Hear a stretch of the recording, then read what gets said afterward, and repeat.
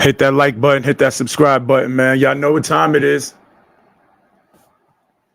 Y'all know what time it is.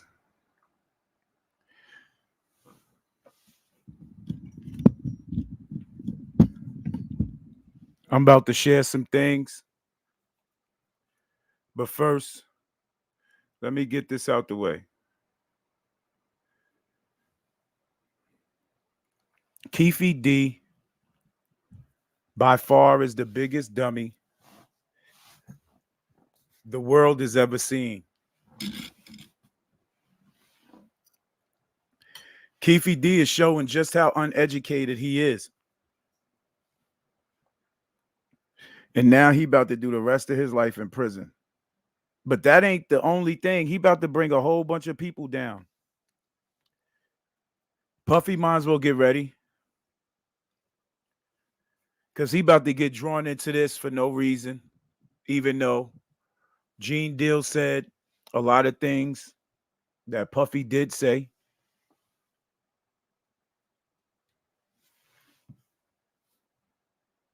But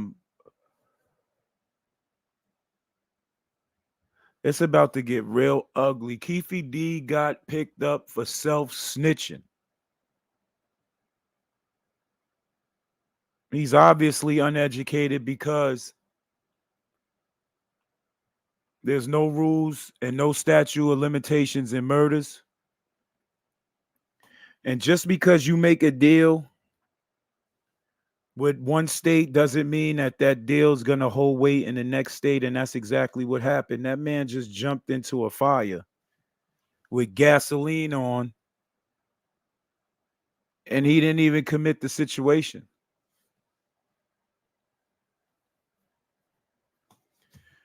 Puff Daddy's about to be in some serious mess too.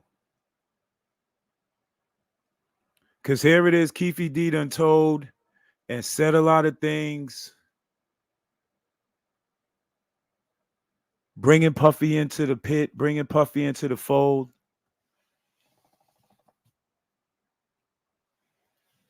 And I don't know if Keefe D was there. The way he's describing everything is like he was there. Somebody's lying here. Because Suge is saying that the police was out to kill him. The same police that he hired to be, he didn't hire, he gave the power to Reggie Wright to hire these dirty cops that was so-called trying to kill him and Tupac. That's why he said 27 years ago, if you find the killer in the first one, you're going to find the killer in the second one.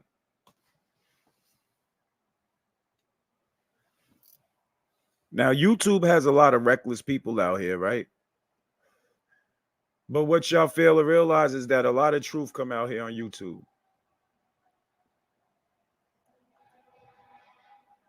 When it comes from street cats.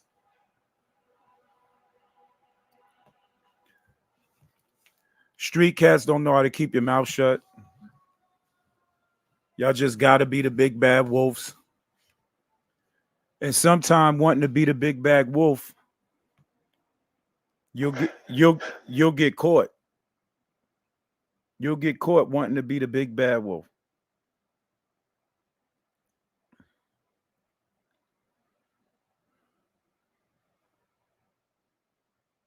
Hit the like button, hit the subscribe button, share this with your people, man.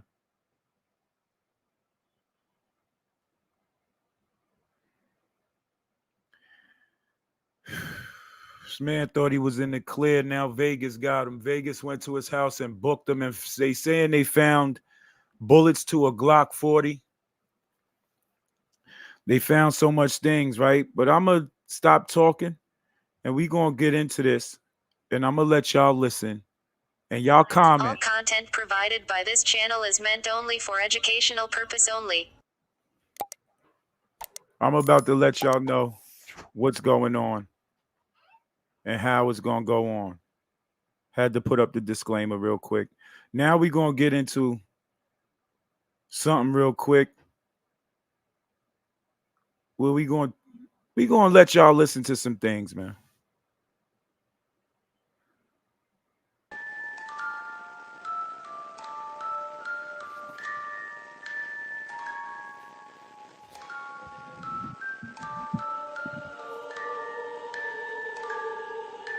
Smoke and mirrors.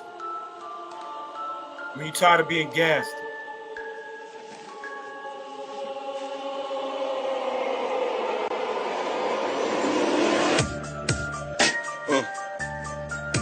Shit.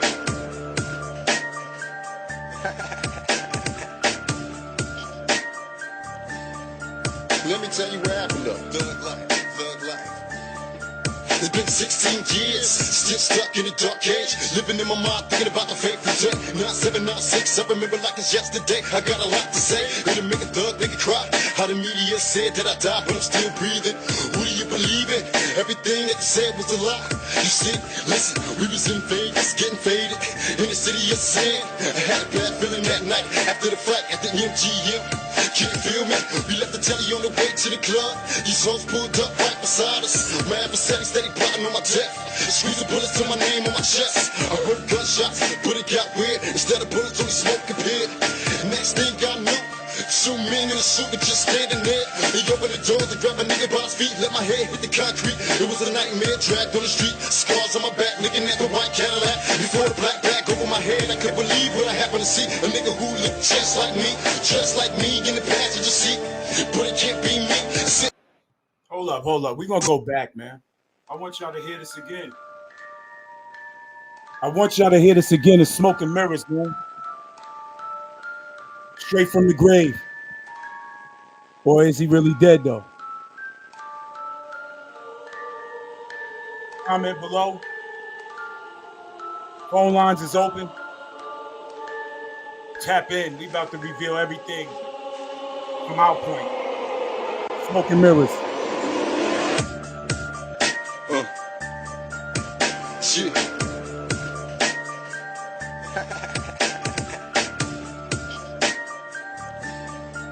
Let me tell you what happened up. Thug life, thug life.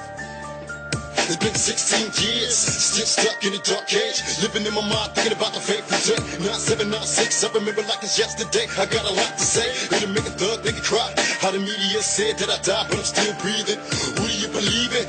Everything that you said was a lie. You see, listen, we was in Vegas, getting faded in the city of sin. I had a bad feeling that night after the fight at the MGM.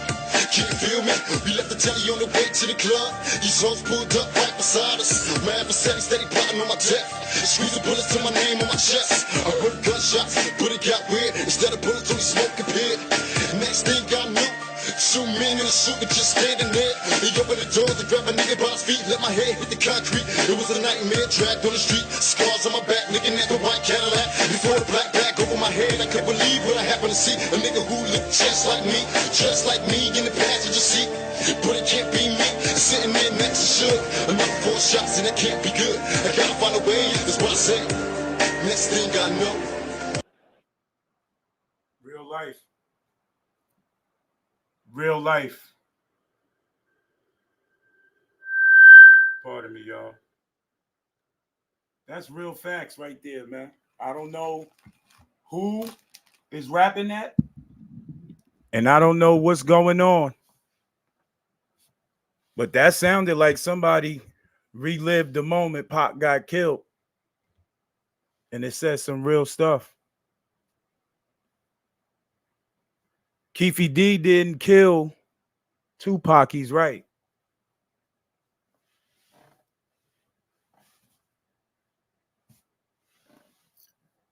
Keefe D drew up that whole scenario. Puffy might have said he wanted them killed.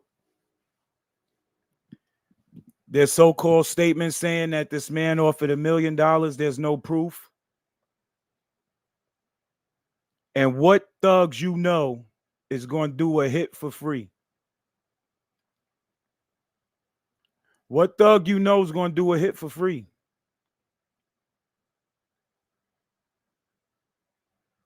I don't know no thugs out there that do hits for free.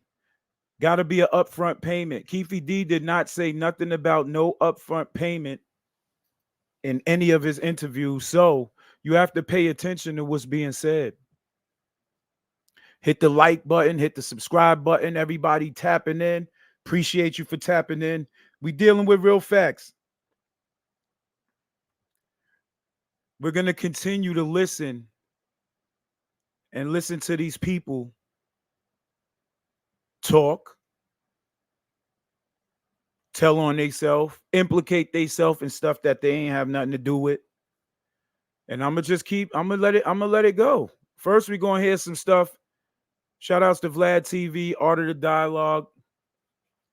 You know what I mean? Don't flag my page. It's public interest. Y'all put this up. So I'm just elaborating and reacting to what's already public interest and public matters.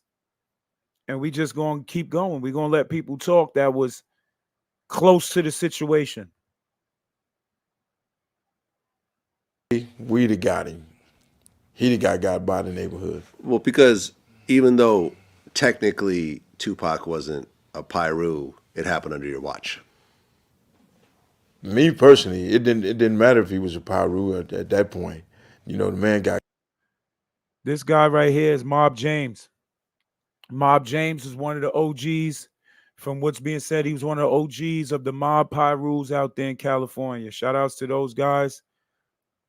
You know, Suge did some dirty, you know what I mean? Under y'all flag, using y'all flag, that don't mean y'all are tied with him. It just lets you know that you can't allow bozos around in your circle. And Mob James is going to get into talking about his position with Death Row at the time.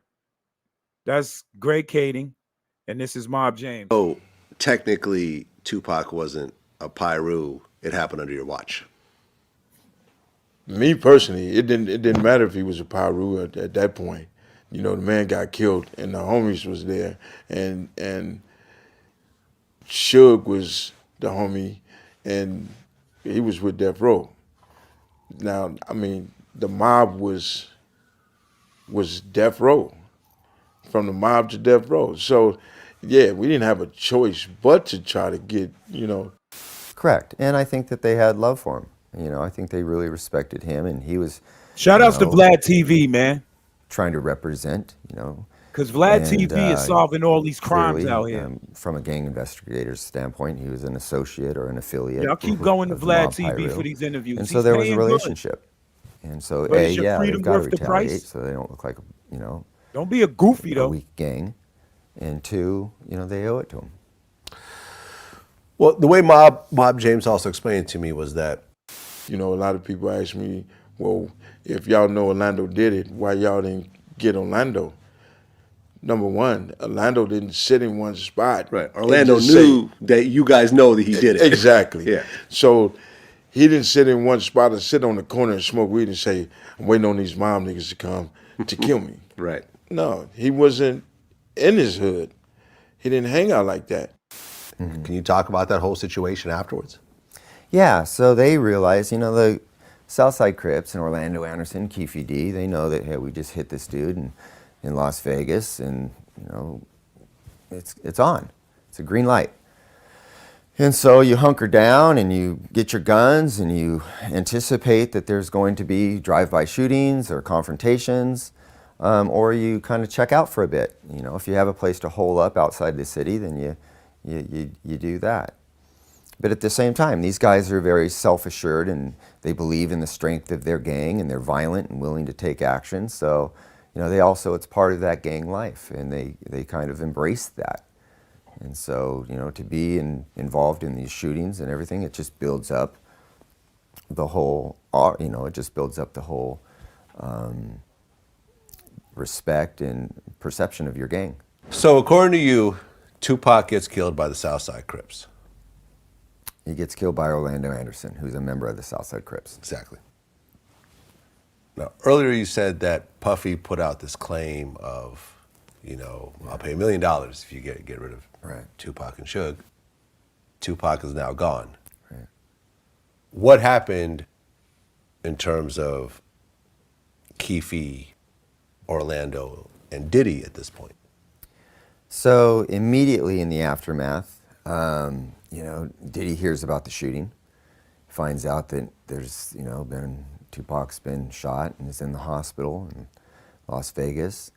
And according to Keefe, he gets a phone call. He's actually with Zip, the intermediary, and they're back in LA, and Zip takes a phone call, and it's Puffy on the other end of the line, hands the phone to Keefe, and Puffy asks him, man, was that us?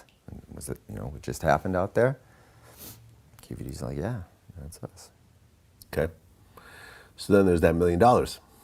So now there's the Keefe gets a phone call. He's actually with Zip, the intermediary, and they're back in LA, and Zip takes a phone call, and it's Puffy on the other end of the line, hands the phone to Keefe, and Puffy asks him, man, was that us? Was it, you know, what just happened out there? Keefe like, yeah, that's us. Keefe gets a phone call. He's actually with Zip, the intermediary, and they're back in LA, and Zip takes a phone call, and it's Puffy on the other end of the line, hands the phone to Keefe, and Puffy asks him, man, was that us? Was it, you know, what just happened out there? Keefe like, yeah, that's us.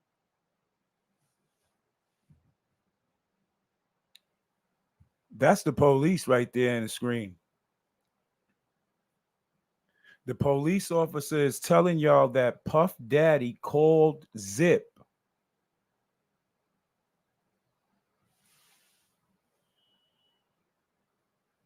Zip was with Keefe D. The connection to Keefe D between Keefe D and Puff Daddy is Zip. Puff made the hit, gave Zip $1 million, supposedly. Zip took the money, bounced, opened up a nightclub. Keefe D gets finessed to do a free hit, gets jammed up in question, and after he gets picked up, the feds tell him, your boy Zip took the money and ran and left you dry. With that statement right there from this officer right here, this statement right here. Las Vegas, and according to Keefe, he gets a phone call. He's actually with Zip, the intermediary, and they're back in LA, and Zip takes a phone call, and it's Puffy on the other end of the line, hands the phone to Keefe, and Puffy asks him, man, was that us? Was it, you know, what just happened out there? Keefe like, yeah, that's us. Okay. So then there's that $1 million. So now there's this expectation of, yeah, the $1 million. So what happens next? So what happens next is, you know, Keefe D's already under a separate investigation for his ongoing drug trafficking.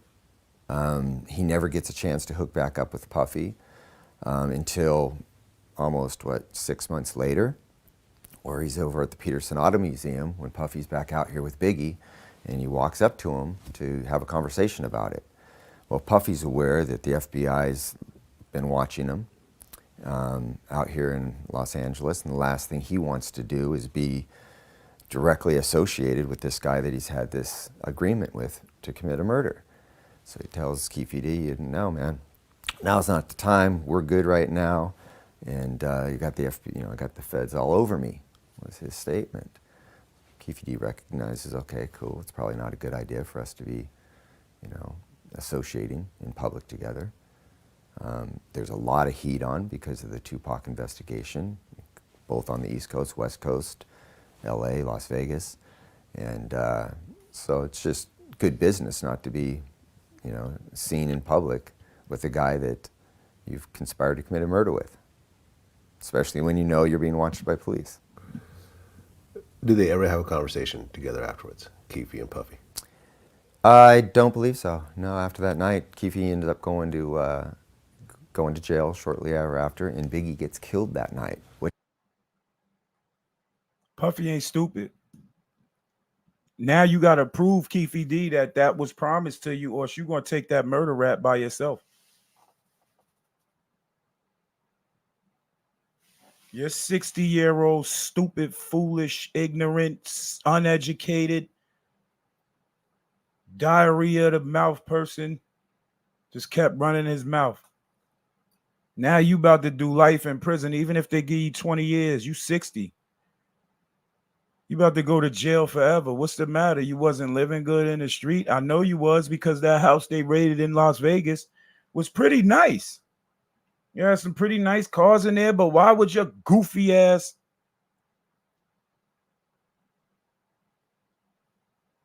have any type of evidence in your crib? You're a convicted felon. Why would you have bullets in your crib? I don't care about who else in the family. You're a convicted felon that's under investigation for a lot of things. Why would you have bullets in your house, period? It just happens to be the bullets that matches the same shell casings that was used to kill Tupac. But all they got to do now is have the gun come and do the ballistics test. They listen, man, it's a whole lot of shit going on. I'm gonna just let people talk. I'm gonna let them talk. He's already doing a good job telling on himself. Out to you, man. I can tell by talking to you that you feel a type of way about it. So nobody from Shout out to the art of the dialogue. No, hell no. I did time for the bro, everything, you know what I'm saying? That nigga, he ain't even send me a suit, man. That's bad. I seen it, this other dude named Fleetwood, ran into him. He like, man, Puffy sent me $20,000 worth of clothes every season. I said, for real? Yeah. But yeah, no, he never reached out to me or nothing. Yeah. And don't look like he won't ever reach out to me. Why would he? Yeah. I met him back in like 91. He was doing an Usher video. My Way. You know what I'm saying? My Way. No, not My Way, but Can I Get With You? That was Usher's very first song. And they called my hydraulic place and asked to use some lowriders. So I let them use my phone. We took the car up there. Usher danced all on the hood, on the window door. So it was a big old dent in it and shit. So I took it up to the paint shop, man, and they like, man, we got to paint the whole car. So Puffy reimbursed me with that. That's where I met Puffy. Puffy, everybody think I met him through Zip and D-Mac and stuff like that. No, he called and asked to use my lowrider for Usher video. Could I get with you? Usher got the little Lakers uniform on. He in school. You know. Said he knew this man since 91. There's the building of the history. What video I'm talking about? Yeah, I know what you're talking about. Can I get with you? Yeah. That's how I met Puff. And he wound up kicking me the $4,000. Paying $4,000 to get the car repainted. Yeah. What makes you say you lost your empire because of Puffy? Why you say that? I did.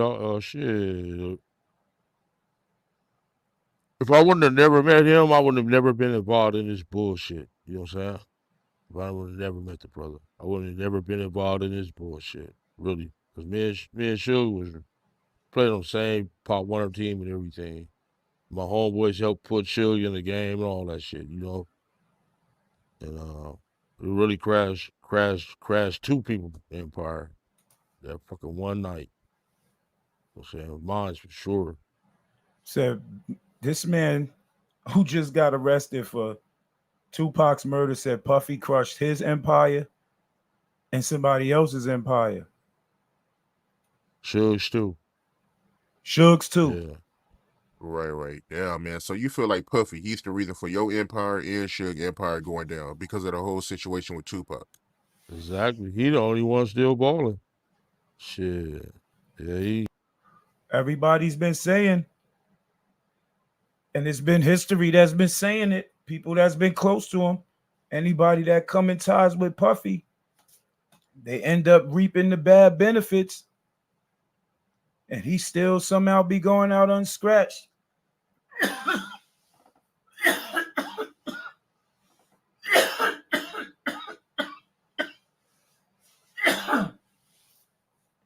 And now him and Suge about to beat bodies, allegedly. he made our shit go down, man. Yeah, I ain't even met him. He won't even look out or nothing, you know? So break that down, man, for the people out there that don't know the backstory. What did Puffy do exactly to break down y'all empires? Because he pitted us against each other. It seemed like he pitted us against each other. You know, which was kind of smart because we're Crips and Suge was Bloods. Like, you know what I'm saying? He just called one. Me and Zip was rolling up Greenleaf one night. He called and asked you. Him and Zip, the same person that he said the feds told him took $1 million from Puffy for a hit that he did for free. He said him and Zip was rolling up Greenleaf and Suge approached him. You think it's safe to come out here to do our concerts? And I just said, man, give me like 50 tickets at each concert. And we'll be out there with you. We'll go with you. We went to the concert in San Diego. And that's how. Hold up. You know, which was kind of smart because we're Crips and Suge was Bloods. So Puffy he had made them our shit riding go around down, with man. him. Yeah, I ain't even met him. He won't even look out or nothing, you know? So break that down, man, for the people out there that don't know the backstory. What did Puffy do exactly to break down y'all empires? Because he pitted us against each other. It seemed like he pitted us against each other. He played chess, you know, with which y'all. was kind of smart because we're Crips and Suge was Bloods. He played chess. Like, you know what I'm saying? He just called one. Me and Zip was rolling up Greenleaf one night. He called and asked you think it's safe to come out here to do our concerts? And I just said, man, give me like 50 tickets at each concert. And we'll be out there with you. We'll go with you. We went to the concert in San Diego. Went to the concert in Anaheim, Irvine Meadows, and the one in Las Vegas with them.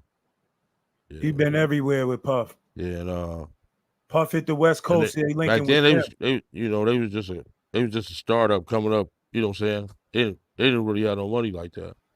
We were balling. We was the bosses for sure. I know I was a boss. My whole crew was bosses. I made bosses all over the country, like I said. I even made some bosses in Boosley Town. What you up, Baton Rouge?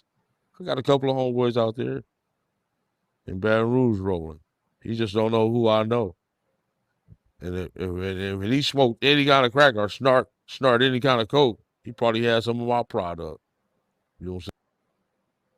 Yo, this dude goofy as hell, B. Did you just mention trafficking? Yo, this guy got to be quiet, B. But this is who they be following. This is who y'all young cats be following. Guys like this that be like, "Argh!" And he's just telling on himself. Man, Mr. Boots. But yeah, getting back to Puff. Yeah, I feel he never reached out or nothing. He had like some shit on the grass or something. You know what I'm saying? You know how you step around and shit on the grass? Yeah. Damn, Puffy. You might have a situation on your hands, bro. You might have a situation on your hands, bro. Ain't even holding you. You might have like a serious situation on your hands, bro.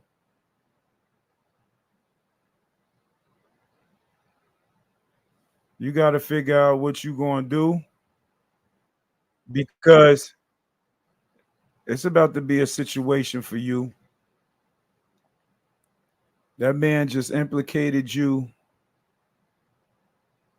in a murder. Implicated you in a murder, bro.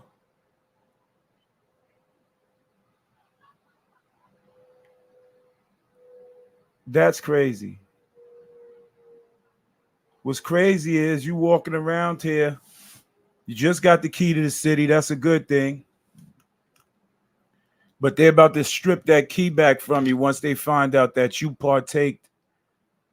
Well, at least this is what this man's saying, that you took part in hiring, facilitating, orchestrating whatever. We're going to hear one more Keefe D thing, and then I'm going to let Suge talk. We're going to let Suge talk. You heard? Shout outs to Vlad TV. So I got to give Vlad credit. Thursday after getting back from Vegas, He be you guys catching met up with y'all. Zip in LA. At Wingstop. At Wingstop. Yeah. Not Wingstop, but Hot Wings. LA Hot Wings. Yeah. Yeah. And I guess you said that Puffy called and said, "Was that us?" And you didn't say nothing. I didn't say nothing. Yeah, you're right. There's also, you go into the book that apparently there was supposed to be $1 million that Zip was supposed to bring back, but he ended up keeping the money and buying a nightclub with it. That's what the FBI said. The FBI said that. Yeah. Yeah. And you didn't say nothing. I didn't say nothing. Listen to what he's saying. There's also, you go into the book that apparently there was supposed to be $1 million that Zip was supposed to bring back. Implication. Keeping the money and buying a nightclub with it. That's what the FBI said. That's what the FBI said. Yeah. FBI told him that Zip took the money. You guys never got any money. Never. For anything. Nothing. Not even a pair of Sean John drawers. You know what I'm saying? Not even a pair of Sean John It drawers. seemed like Puff do that though. He seemed like every time some bad shit going around here, it look like it's some shit on the grass. Don't step around that shit. You get away. He just used that same speech, that same saying, how Puffy treated him like he was some shit on the grass. He said that just in the video I just showed y'all. Now he's saying it again in the Vlad interview. Bullshit. Pay attention. Well, you talked about how you made a crucial mistake by having a big meeting in the neighborhood. Yeah, it wasn't in the neighborhood. It was at a park outside the neighborhood. Okay, in Cerritos. Yeah. Okay. And what was the mistake that you made? I said I was just going to get some bread from Puff and get us some guns because they kept on raiding our houses, taking our guns. And there was informants that was. He was going to get money from Puff to buy guns because the police kept raiding his cribs and taking the guns. Listening to this whole conversation. He had informants listening to it. Yeah, they was there. Yeah. People in his circle. Exactly. And they reported that back. Yeah. He just said he make bosses around him. The FBI's, they don't know. But he had informants in his crew. Do shit like this. You know what I'm saying? Greg Caden, he was just a LA detective, you know what I'm saying? Greg Caden broke the case. He made me crumble and all that. He did. He didn't make me crumble. It's my friends around me. They took me down. Right. Because, well, your whole life is being turned upside down at this point. Exactly. You had this multi-million drug what I'm saying? operation done. Yeah. You know, FBI, police raids, guns being taken, people started turning informant and turning against you. Exactly. It was that one event changed everything in your life. Exactly. How stressed out were you during this time? I was just watching my ass more likely, you know what I'm saying? Well, Suge, because of that fight, Phone lines are open. Suge was looking at violating his probation. Yes. Because, well, I've covered this already. Earlier there, he had pulled out a gun on these two producers and shot in the air and made them strip. Yeah. And he was on probation over that situation. Yeah. I interviewed the president of Solo Records. We talked about that. They're in the building. We're paying all the bills. We get a phone bill from the studio floor that was something like, I want to say, $8,000 for a month. Okay. So Griffey calls Suge in, and he says, look at this bill. This is ridiculous. If you can't get those knuckleheads down there to stop using the phone, I'm going to throw you out. So that night, Suge comes into the building, goes up to the third floor, and one of the Stanley brothers was on the phone.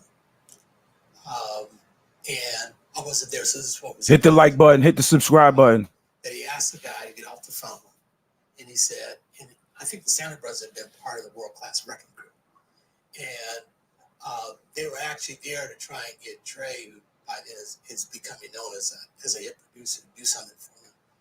And Here he is in this video kicking Orlando. He tried to say that he slipped and he was trying to stop it. Yeah.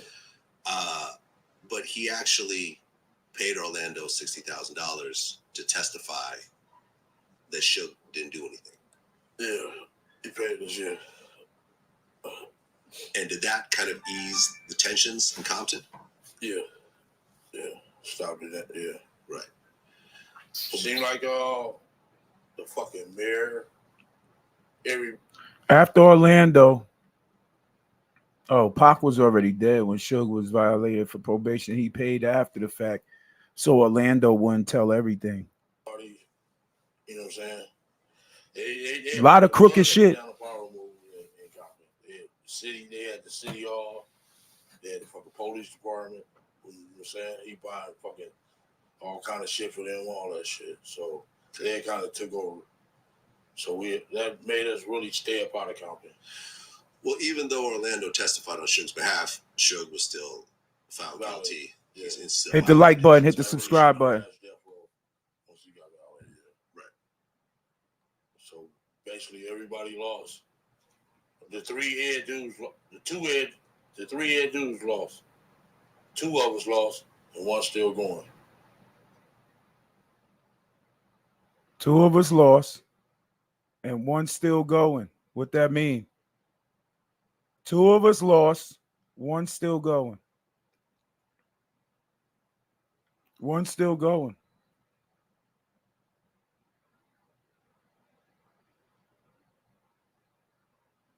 Anybody want to talk?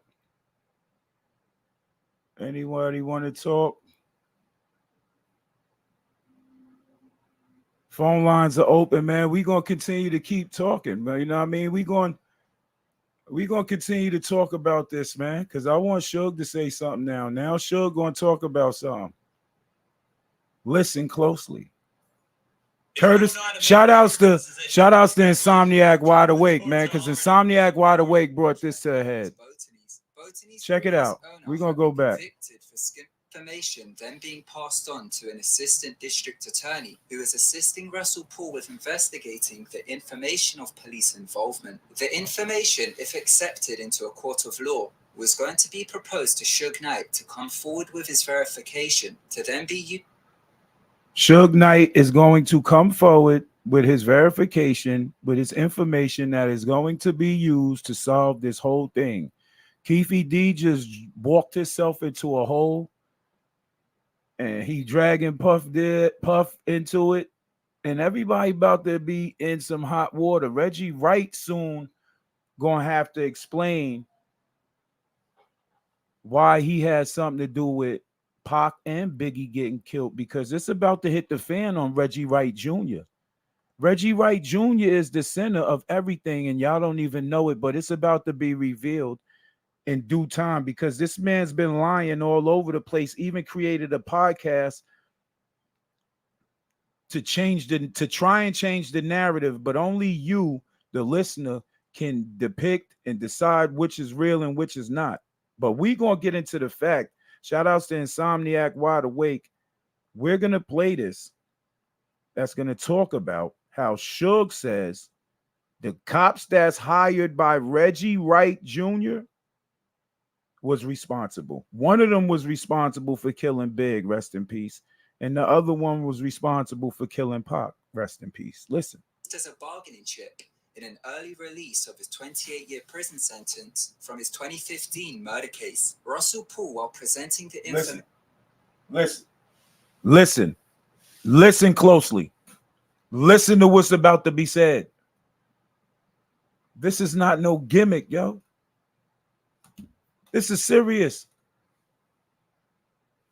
This is Biggie Smalls. Paul had accused LAPD officers, which he believed were connected to Death Row Records, as being behind the murder of Biggie. Paul had initially accused Suge Knight of being behind the murder of Tupac before his investigation had expanded and he made claims of the same cops being implicated in both murders. Russell Poole had set up a meeting at the LA County Sheriff's Office on August 19, 2015, to have information which was verified by Suge Knight put forward, where Suge Knight was said to have verified and agreed on that the police were behind both the murders of Tupac and Biggie. Michael Douglas Carlin had the information verified by Suge Knight through Suge's lawyer, Thaddeus Culpepper, with the verified information. The information that Suge Knight had that verifies police involvement in Tupac and Biggie's murders was verified. So if you have verification that is verified by another verifier, that means there might be some truth to what's going on and the case might take a twist. You see, Keefe D talk too much. This is what happens when you talk too much. You probably had bits and pieces of what was going on, and you probably was in Vegas riding around with the hammer. But how did y'all know exactly where he was at, when he was at, where they was at, and what whip they was in if the police that was their security that told other security guards, don't carry no weapons, stay in line, stay informed.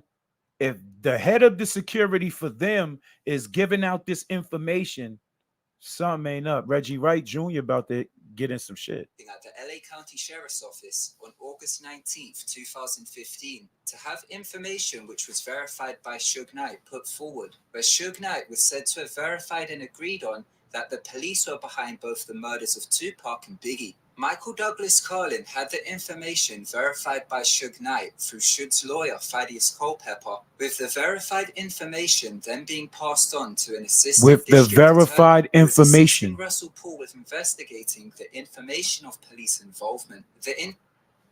Assistant district attorney was helping the investigator investigate the dirty police in death row. They already knew that the dirty cops was with death row. Russell Poole was investigating that. That's why they gave him a lot of problems in LA. Listen. Information, if accepted into a court of law, was going to be proposed to Suge Knight to come forward with his verification to then be used as a bargaining chip in an early release of his 28-year prison sentence from his 2015 murder case. Russell Poole, while presenting the information verified by Suge Knight of cops being implicated in the murders of Tupac and Biggie, had dropped dead in the LA County Sheriff's Office, bringing an end to the investigation. Suge Knight. Something happened mysteriously to Russell Poole where he dropped dead in the office of the LAPD office. Somebody gave him something that poisoned him. Allegedly. I'm just putting it out there. But here's the code cracker. Watch. Listen. Had carried out a prison interview with Russell Poole's co-author Michael Douglas Carlin, which was released in November of 2020, where he went on to publicly speak on the claims which he had verified in 2015 to Russell Poole. He claimed Orlando Anderson was not the shooter of Tupac, removing the Crips' responsibility from the shooting, and named former LAPD cop Rafael Perez as alleged.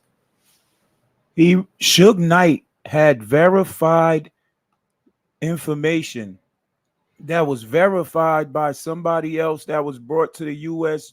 Assistant District Attorney. It was verified information that removes the Southside Crips from the involvement and places the true factual person involved, which is Rafael Perez. How does Suge know this? How does Suge know this? Assistant District Attorney, who is assisting Russell Poole with investigating the information of police involvement. The information, if accepted into a court of law, was going to be proposed to Suge Knight to come forward with his verification to then be used hit the like button, hit the subscribe button. Early release of his 28-year prison sentence from his 2015 murder case. Russell Poole, while presenting the information verified by Suge Knight of cops being implicated in the murders of Tupac and Biggie, had dropped dead in the LA County Sheriff's Office, bringing an end to the investigation. Suge Knight had carried out a prison interview with Russell Poole's co-author Michael Douglas Carlin, which was released in November of 2020, where he'd went on to publicly speak on the claims which he had verified in 2015 to Russell Paul. He claimed Orlando Anderson was not the shooter of Tupac, removing the Crips' responsibility from the shooting, and named former LAPD cop Rafael Perez as allegedly being involved, claiming that they were trying to kill him too. He went on to claim in the interview that the same circle of people were behind both of the murders of Tupac and Biggie, which ties it into the same cop theory. In this video, we're going to put these claims into context by combining Suge Knight's prison interviews and take a look into the alternate theory of Tupac and Biggie, which ties into the US. Did y'all just hear what he said? Y'all heard what he said? Listen again. The information verified by Suge Knight of cops being implicated in the murders of Tupac and Biggie had dropped dead in the LA County Sheriff's Office, bringing an end to the investigation. Suge Knight had carried out a prison interview with Russell Paul's co-author Michael Douglas Carlin, which was released in November of 2020, where he'd went on to publicly speak on the claims which he had verified in 2015 to Russell Paul. He claimed Orlando Anderson was not the shooter of Tupac, removing the Crips' responsibility from the shooting. Now, if you remember when they interviewed Suge, Suge said he looked the man in his eyes, and the man looked like he had a trophy. He called him a bitch ass, and he said he looked the man dead in his eyes. So if Suge is saying that the Crips was not responsible for the shooting because he looked in the eyes of the person, that means Suge was leaning 6'4", 6'5", sitting in a BM on the driver's side. He's leaning forward. So they knew where to shoot in the doorway because he wasn't sitting positioned to be shot in that doorway on the angle that it was shot. Listen to what they saying, yo. Listen. Murder case. Russell Paul, while presenting the information verified by Suge Knight of cops being implicated in the murders of Tupac and Biggie, had dropped dead in the LA County Sheriff's Office, bringing an end to the investigation. Suge Knight had carried out a prison interview with Russell Paul's co-author Michael Douglas Carlin, which was released in November of 2020, where he'd went on to publicly speak on the claims which he had verified in 2015 to Russell Paul. He claimed Orlando Anderson was not the shooter of Tupac, removing the Crips' responsibility from the shooting, and named former LAPD cop Rafael Perez as somebody who was on death row's payroll as security. Rafael Perez and David Mack. If Suge saying Rafael Perez was responsible for the situation, Suge knows something. Suge have something to do with it? Or what Suge is saying that Reggie Wright Jr., the lawyer, and his ex-wife or his wife, whoever she is, Sharika Knight, whoever those three parties involved, if Suge didn't put nothing together and it comes out, and only a lie detector test can tell that. If Suge telling the truth out here, that means Reggie Wright Jr., David Kenner, and the Knight, Sharika Knight.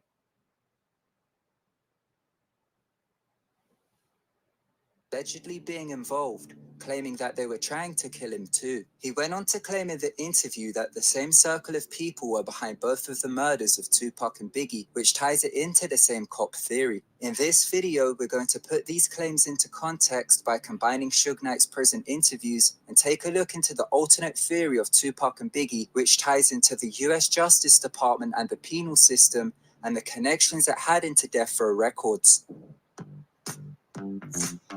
Sometimes this show is sponsored by Truth Over Lies. When you don't want to hear the lies no more, cop your Truth Over Lies hat. Follow my people at Ali Guns of God on Instagram. This show is sponsored by Hartley Life, Volume 1, No Time for Games, the magazine, No Game Beauties, and Before Common Ground, story of an ex-NFL player from New Rochelle. Let's go, man. Records being infamously symbolized by the logo of the electric Hit that chair, like has button. its 11 origin people story watching. out Hit of the that like Federal button. Bureau of Prisons being from several incarcerated inmates. Michael Harrio Harris was serving a 30-plus year prison sentence, being in the Lompoc Federal Prison in California after being charged in a murder case where he allegedly ordered the murder of his best friend. Harris was known on the street as a large-scale drug trafficker having connections to the Colombian cartels for a man called Mario Ernesto Villabona. Villabona had been the subject of a DEA investigation, being into his ties into the Iran-Contra crack epidemic of the 1980s. The Iran-Contra affair was a political scandal in the United States, which had been brought to justice under Operation Polar Cap, with David Kenner getting his client off the case and winning it. Freeway Rick Ross recalls being in the attorney room with Harrio when Kenner would visit, but Harrio... David Kenner been down with that gangster stuff because he was the lawyer of the original, excuse me, the original owner of Death Row Records. Peep this, listen. When David Kenner formed Godfather Entertainment. This was Harrio's entertainment company, which he was now seeking to find parent companies to fall under it. At some point, we talked about entertainment business. My guy watching my back supposedly. And then it was also this to represent my percentage of GF Entertainment, which we decided would be the parent company of Death Row. I actually set up GF Entertainment as a parent company and made Death Row a subsidiary. And so there was 100% ownership through my trust. Harrio claimed to have come up with a parent company called Death Row Records, based on his situation in prison. Until I brought Death Row into the equation. On paper, as a company, there was no Death Row. I started it because of my situation. Compton artist Eazy-E, who is a member of NWA, was said to have been first offered the parent company through Harrio, which is attached to the Crips in Compton. Pat Johnson was a high-profile kingpin in Compton who was affiliated with the Crips street gang, who had gotten on a deal with Harrio. Harrio and Pat Johnson both shared David Kenner as their attorney, with the connections both tying into the Iran-Contra affair. Harrio brokered a deal with Pat Johnson's money, where Johnson had $1.5 million of drug money on the street, which was awaiting to be invested into the parent company Death Row Records, once people were found to head the company on the street. Southside Compton Crip Keefe D, who was connected to Pat Johnson and had ties into the Colombian cartels, had the information passed to Eazy-E about acquiring Death Row Records. Eazy-E refused the deal as he already had his highly successful record company Ruthless Records, which had the recently broken up multi-platinum rap group NWA. Producer Dr. Dre was a member of this rap group who had made a connection with Suge Knight, who had been working as a bodyguard in the industry and then began managing Dr. Dre's affairs. During this time, with NWA recently disbanding and Dr. Dre leaving the group, he wanted to start a record label called Future Shock Records. Harry Suge Knight taking on Reggie Wright Jr. as the new head of security who began supplying police protection. Another story comes from the Snoop Dogg murder trial. Snoop Dogg was signed to Death They're about to tell you how Snoop beat his murder case. Row Records, who was involved in a murder in 1993 in a case which included his bodyguard and one other. Reggie Wright Jr. was said to have been brought in during this time, so expert witnesses in the form of police officers could be offered if similar cases were to occur with the artists in the future. Kevin Hackey was a former Compton School District police officer who had a relationship He was with a Reggie Wright fed too. Jr. Hackey applied for a job with US Intelligence, who offered him a promotion to the CIA if he were to first infiltrate Death Row Records working as an informant for the FBI and ATF by posing as a bodyguard. Hackey had then gotten a job at Right Ways Protective Services due to his former police relationship with Reggie Wright Jr., all while working undercover for the FBI and the ATF. A book titled Labyrinth, a detective investigates the murders of Tupac Shakur and Notorious B.I.G., which was written by Randall Sullivan, includes excerpts of an interview carried out between LAPD detective Russell Paul and Kevin Hackey. Hackey had discussed information about what he believed to be true concerning Reggie Wright Jr.'s connection to Death Row Records. Page 157 of the book reads, quote, "He first met Reggie Wright Jr. back in the late 1980s, Hackey recalled, when he was hired by the Compton Unified School District's police force. Reggie was working as a jailer at that time, but joined his father, Reggie Wright Sr., on the Compton PD a short time later. Wright Jr. and his partner, Smokey Burrell, were notorious for ripping off drug dealers, Hackey said. And watch how it get real that's for how Reggie Wright and Jr. Suge Knight had become involved. It was well known in Compton that Reggie was helping out Suge Knight's homeboys when they had got into trouble, unquote. Therefore, Reggie Wright Jr. Reggie Wright, who was a police officer, he was shaking down other drug dealers. He was robbing other people, and he was very cool. He was used to let Suge Knight and his homeboys know when things was about to hit the fan for them. With Death Row Records has several different stories behind That's how it, Suge ended up depending on hiring who's him. questioned about the subject. Reggie Wright Jr. had upward of 25 police officers working under the security service, being from multiple police departments across LA who were working security for the label. Rightway's Protective Services had its permits revoked after it was discovered that the police were being used to serve subpoenas during the Snoop Dogg murder trial. The cops then continued to work without permits. Suge Knight's ex-wife, Sharifa Knight, also had a connection into the cops, with this connection being into the notorious LAPD Rampart Division. Sharifa Knight had met Rampart cop Kevin Gaines in 1993. Gaines was a part of the Crash Unit, which stood for the Community Resources Against Street Hoodlums. This unit was formed for gangs of South Central LA, which ended up being disbanded in the year of 2000 from how corrupt the unit had become. Sharika Knight, Suge Knight's wife, was dealing with a cop from the dirty Rampart Division. These cops was dirty. Look them up. Google them. Rampart Division, LA Division. The Rampart scandal of the late 90s, which included the Crash Unit, revealed cops who were giving out Perez was one of cards them. to each other as trophies David Mack. for wounding and killing gang members, with a red card symbolizing a wounding and black cards symbolizing killings. This card system was incorporated into their logo, which the cops had tattooed amongst each other to display who was part of the club. They had been involved in framing people, stealing drugs from evidence lockers, lying in court, and many other forms of corruption. Kevin Gaines and Sharifa Knight began dating in secret in 1993. Sharifa Knight was a manager for the label under Nightlife Management and was managing Snoop Dogg. During a phone call with Reggie Wright Jr., Sharifa Knight had revealed that the only paper trail to the Rampart cops had been coming from Snoop Dogg. She claimed Kevin Gaines recruited members of the Crash Unit to work security for Snoop Dogg, which Snoop Dogg would pay for in cash. Gotta hear that again.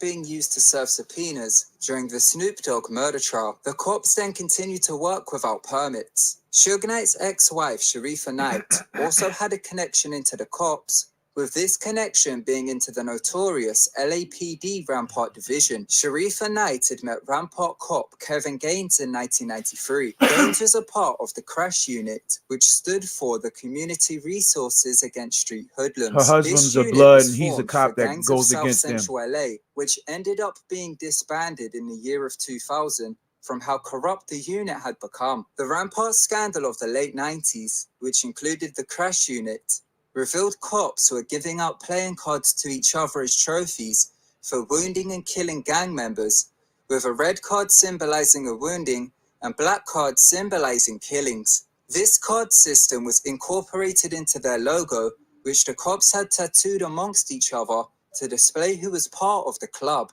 They had been involved in framing people, stealing drugs from evidence lockers, lying in court, and many other forms of corruption. Kevin Gaines and Sharifa Knight began dating in secret in 1993. Sharifa Knight was a manager for the label under Nightlife Management and was managing Snoop Dogg. During a phone call with Reggie Wright Jr., Sharifa Knight had revealed that the only paper trail to the Rampart cops had been coming from Snoop Dogg. She claimed Kevin Gaines recruited members of the Crash Unit to work security for Snoop Dogg, which Snoop Dogg would pay for in cash. Kevin Gaines, did you ever cut him some checks from Death Row Records? No. I don't even think he's the one that worked. He got his friends to do it. They were paid cash. You might think you know Snapchat. They was paid cash, yo. That's how crazy this shit. Yo, this is sponsored by Hartley Life Volume 1. You heard? Go get that book. The Labyrinth book touches on these claims of Kevin Gaines recruiting fellow cops to work security, with page 34 of the book reading, quote, "A number of LAPD officers acknowledged that Gaines had tried to recruit them to work security at death row parties," unquote. This connection between Snoop Dogg and the Rampart cops has come into question regarding Snoop Dogg's 1996 murder acquittal after evidence went missing from the LAPD Pacific. Did you just hear what they said? The police that was down with Snoop Dogg's security team was dirty Rampart cops that took evidence from the evidence room in his murder trial. Wicked.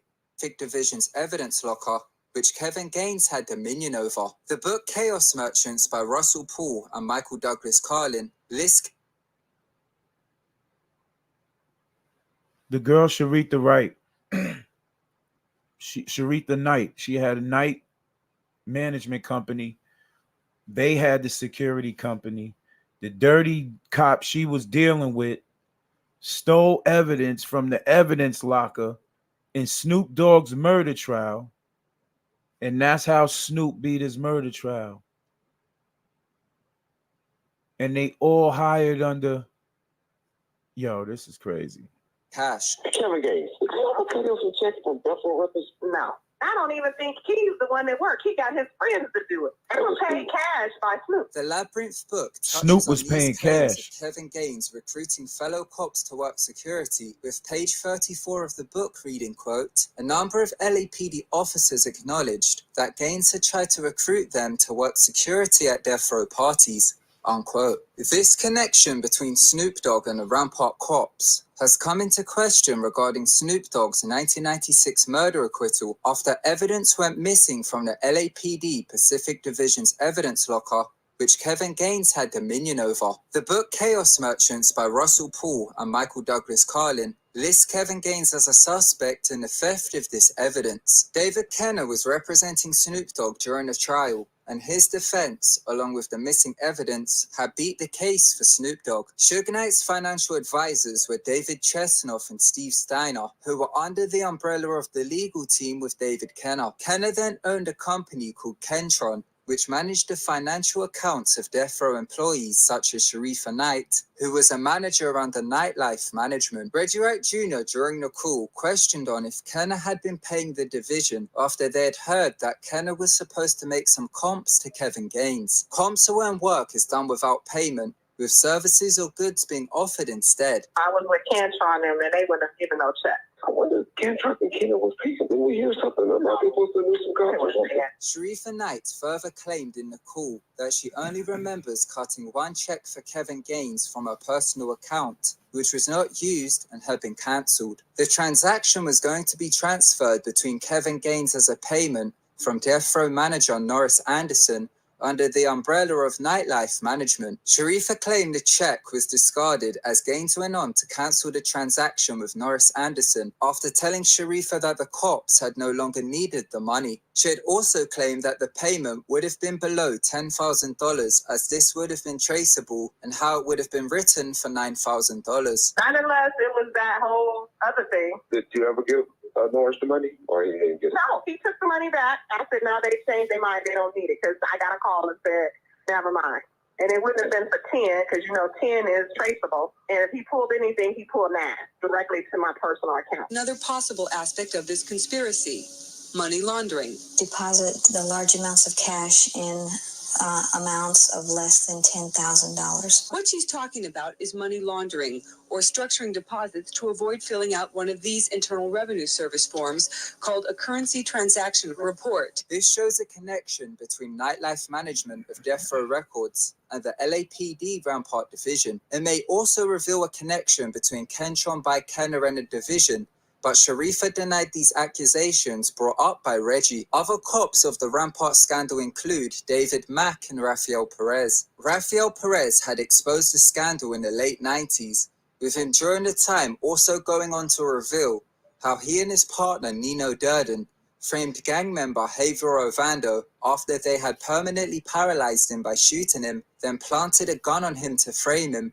which included testifying against him for him to receive a 23-year prison sentence. Rafael Perez and David Mack have been connected to Death Row Records by witnesses who claim to have seen them supplying security. Kevin Hackey's interview conducted by Russell Poole, which is outlined in the Labyrinth book, claims Hackey told Poole that the first time he had ever seen David Mack was while David Mack was allegedly providing security at the 1995 NAACP Image Awards. Artist C-Style, who is affiliated with Snoop Dogg during his time at Death Row, claimed in the 2021 documentary Last Man Standing that he had witnessed David Mack and Rafael Perez several times providing security at Death Row parties. I've seen David Mack plenty of times. Who's the other one? Rafael Perez. Rafael Perez, seen him too. Joe Cool, who was an artist associated to Death Row Records, claimed too in a documentary that he had seen Rafael Perez both in uniform and out of uniform,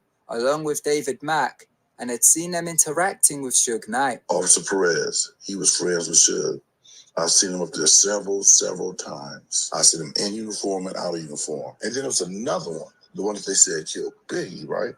He used to be up there too. The LAPD chief Bernard Parks, who was the chief in the 90s, had also claimed or confirmed that David Mack and Rafael Perez worked security for Death Row Records. We know that David Mack and Rafael Perez both worked security in Death Row Records. Author John Potash revealed how LAPD Detective Russell Poole had asked his superiors as to why so many officers were working within Death Row Records, to which he had gotten the response of, consider them as covert agents. Los Angeles police officer found dozens and dozens of his fellow police officers at all levels of Death Row Records. When he went to his superiors to ask what were they doing there, they said you can consider them covert agents. Suge Knight, in a 2017 prison interview carried out for the Fox show Who Shot Biggie and Tupac, had been questioned on Rampart cops David Mack and Rafael Perez. Suge Knight, in the prison interview, claimed he did not know any of the cops and shifted the focus towards Reggie Wright Jr. The police officer,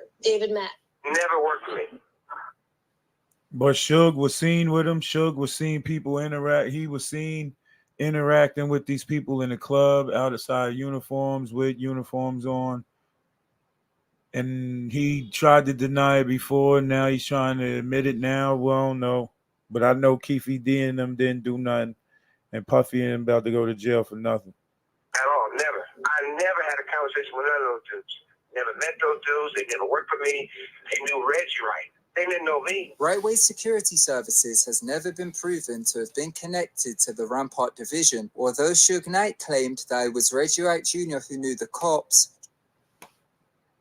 There's proof that Reggie Wright's security team is not connected to him, but he knows. During the 2017 prison interview, Reggie claims that Suge Knight had said this as Suge associated any type of cops to Reggie Wright Jr. due to what Rightway's protective services provided. The only proven connection to the Rampart division to Death Row Records was the relationship between Kevin Gaines and Sharifa Knight, which was being carried out in secret from it being an affair. This connection provided Kevin Gaines work through being paid in cash by recruiting his fellow Rampart cops to provide security, being under nightlife management through Sharifa Knight. Suge Knight had found out about the relationship between his wife and a cop in 1996, and while in the back of a car with Sharifa, Suge had threatened Kevin Gaines, and Sharifa then told him that Gaines was a cop to warn Suge Knight not to do anything stupid. This reveals that Suge Knight did not know about Kevin Gaines being a Rampart cop. Jimmy Iovine had also claimed during an interview with Sway that he advised Suge Knight to hire police security, to only then find out that they were Rampart cops. I insisted they get real security, real cops. So next time I go, there's real police. I found that they were Rampart guys. Suge Knight would later verify information connecting the Rampart division into the unsolved murders of Tupac and Biggie. Trying to tell you this is sponsored by No Time for Games, the magazine. No Game Beauties, the magazine. Join us. Go get that right now, yo. Tupac was bailed out of prison in October of 1995 with the assistance of David Kenner. David Kenner created an appeal which was approved by a judge, where for a bond of $1.2 million, Tupac would be released from prison and signed to Death Row Records for a free album deal. Suge Knight got the $1.2 million from Interscope, which was then used for Tupac's freedom. Tupac then had to have David Kenner as his defense lawyer, an entertainment lawyer also. Tupac's family warned Tupac that this was a conflict of interest. With Death Row operating out of California, Tupac from October of 95 to August of 96 had broken the 3 strikes law within California, which would have gone against his appeal and landed him back in prison. Some, such as author John Potash and others, claim that cops had brought a possession charge against Tupac, which was the final straw, where Reggie Wright Jr. claims it was from his case with the Hughes brothers. David Kenner had one of the cases moved to Las Vegas to circumvent the California law, with Kenner doing this through a Las Vegas business attorney called George Kalisis. Kalisis was a Las Vegas lawyer who was known for defending police officers involved in corruption cases. George Kalisis also knew Suge Knight's financial advisor David Chesnoff, who was also a criminal defense attorney based in Las Vegas. George Kalisis was the business attorney for Club 662. A Death Row business manager was a man by the name of Steve Cantrock, who introduced Suge Knight to New York Colombo mob associate Robert Amira. Amira had been indicted in a Las Vegas case with members of the New York Colombo crime family, but the case had been dismissed. Robert Suge was Amira tied helped into the with New Suge York Knight mob. being introduced to Helen Thomas, who was a Las Vegas businesswoman who owned a Vegas nightclub which was formerly known as Botany's. Botany's previous owner had been convicted for skimming money for the Chicago mob from the Stardust Hotel in Vegas. The club was then purchased by Helen Thomas, who was introduced to Suge Knight through Robert Amira, with the club being rebranded as Club 662, which spells out MOB on a keypad, representing Suge Knight's affiliation to the mob Compton Pyrus. Or the 662, mob. oddly enough, was also the Californian penal code for death row inmates. George Kalisis became the business attorney for Club 662, and with Kenner moving one of Tupac's legal cases to Vegas, Kalisis was now responsible for creating an event where Tupac could serve community service. Kalisis chose the night of September 7th, 1996, where he held a charity fundraiser for a Las Vegas Metro police officer called Patrick Barry. The cop owned an organization called Barry's Boxing, with the fundraiser being held on a night of Mike Tyson vs. Bruce Seldon to create awareness for the charity. David Kenner had the circumstances approved by a judge, which included Tupac having to perform at the benefit gig for the Las Vegas Metro cop in order to serve community service. Tupac now had to travel to Las Vegas to serve the community service, otherwise he would have gone back to prison. Page 91 of the book Chaos Merchants by Russell Paul and Michael Douglas Carlin reads, quote, 23 security personnel are gathered and George Kalisis tells them that they cannot carry weapons. Subsequently, Reggie Wright Jr. gathers together security personnel a few hours before everybody goes to Club 662 to tell them that they cannot carry weapons, unquote. Reggie Wright Jr. claims that this was miscommunication between Kalisis and him to the security, as Reggie claims he had told the security only to disarm before entering Club 662, as he already had armed officers providing security. 24 bodyguards that night were told not to carry weapons. This had caused Tupac's bodyguard, Frank Alexander, to disarm early, being unarmed while guarding Tupac. His other bodyguard, Michael Moore, had refused to disarm and was taken off of Tupac and was told to go to Club 662 instead. I had two of the toughest guys for him, and Reggie pulled him off of it. It didn't have to happen. Kevin Hackey had been requested to work by Reggie Wright Jr., but Hackey was not in Vegas that night and also had Frank Alexander's security radio, which meant that Frank Alexander could not communicate with the security detail. Hackey was also Tupac's connection to bulletproof vests, which Hackey claimed he always made sure Tupac wore when he was with him. Suge Knight and Tupac, along with the bodyguards and an entourage of Blood gang members, went to watch the Mike Tyson fight in the MGM Grand at 8 p.m. Following the fight, one of the Bloods pointed out Keefe D's nephew, a Southside Compton Crip by the name of Orlando Anderson. Orlando Anderson and the Southside Compton Crips were, as Tash believes, Trying to tell you some real life. This is going down ugly out here, man. For real. Rampart cops killed Tupac and claimed it was the same division of the LAPD which assisted with the Robert Kennedy assassination in the late 60s. The cops that assassinated Tupac were mostly from the Ramparts division. That's one of 18 Los Angeles police divisions. Rampart's division was the division found to work with the CIA to assassinate Robert F. Kennedy. Tupac's brother Mopreme Shakur has revealed in interviews that he feels as if the cops killed Tupac and feels that Orlando Anderson was used as a pawn. Do you have any ideas as who you think assassinated Park? Any suspicions about anything at all? Because I know a lot of people have their own theories and so forth. But what is Mopreme Shakur's views on who assassinated Park? Orlando Anderson, when questioned on the murder, claimed he felt as if he was being used as a scapegoat. I mean, I've been thinking, maybe I'm like scapegoat or something. I just want to let everybody know. You know what I'm saying? I didn't do it.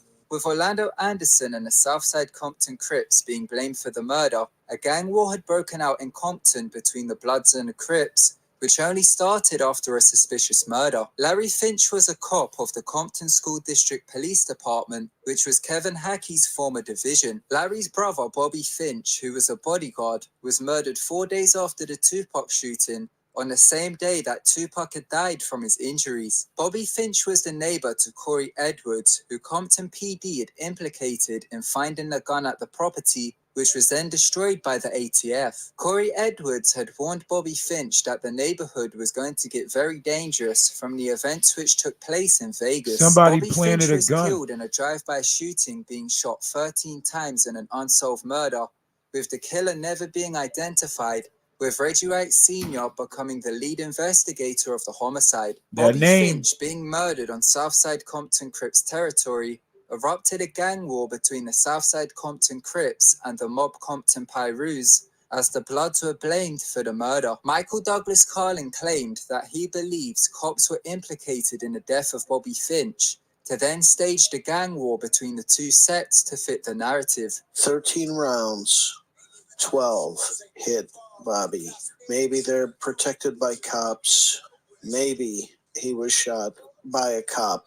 And you have Reggie Wright Sr., who is the homicide investigator. There go that name again. Investigating this murder. And there's never a killer brought to justice.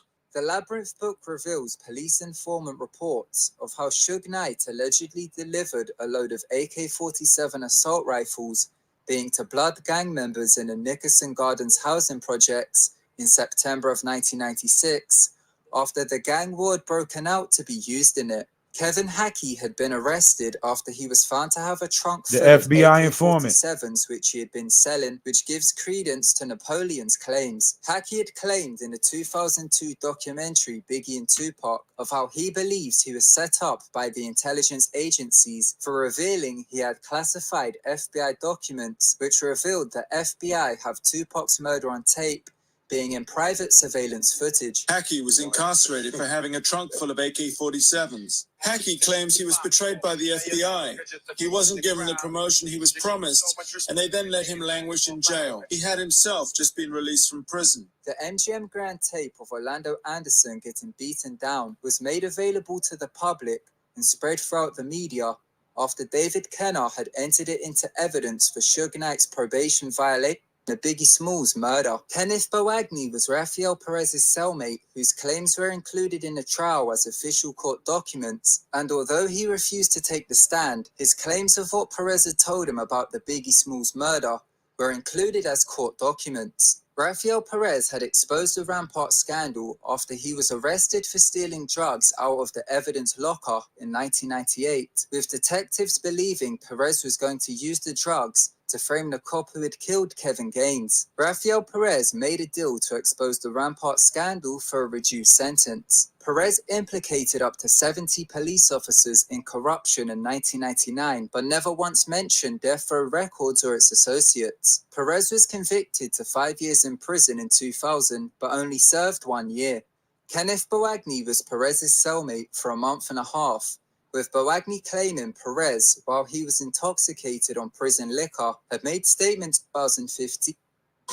Trying to tell you, real goodness out here, yo. We gonna keep going. Gotta pay the bills. If Paul could get the case re-established in court. Russell Paul had a meeting set up at the LA County Sheriff's Office on August 19th, 2015, through Lieutenant Kerry Carter, with him going to the county sheriff's office as the LAPD refused to cooperate with the investigation. Russell Paul had attended the meeting to put forth the information verified by Suge Knight, which attached former cops to the murders of Tupac and Biggie. Russell Paul dropped dead within the LA County Sheriff's Office while presenting the information to the police. Official Freedom of Information requests have been filed in 2017, which were responded to and signed by LA sheriffs, who claim that the information regarding Russell's death cannot be released by them as the Monterey Park Police Department is handling the investigation, who would need to be contacted directly.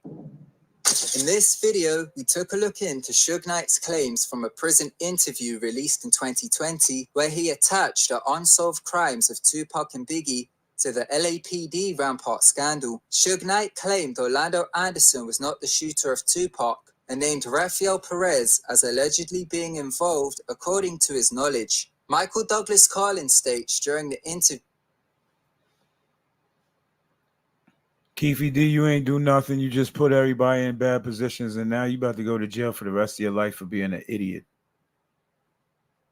And I'm going to leave it at that. This show's been sponsored by Truth Over Lies. When you don't want to hear the lies through other people's eyes, you must do the research to get the truth over lies. You heard? Follow my peoples at Ali Guns of God on Instagram if you want to get the Truth Over Lies apparel. Sponsored by Hartley Life Volume 1, No Time for Games, the magazine, No Game Beauties, the magazine, Before Common Ground. My boy Pat Morrison, man. Shout outs to the OG, man. Stay tuned to the next show, man. It's your boy. Till then, do your research. Give a little. Be kind. Stop fronting. Stop lying. Stop looking for the acknowledgement, because the attention that you seeking might not be the attention that you want. Yo, everybody be safe out there, man.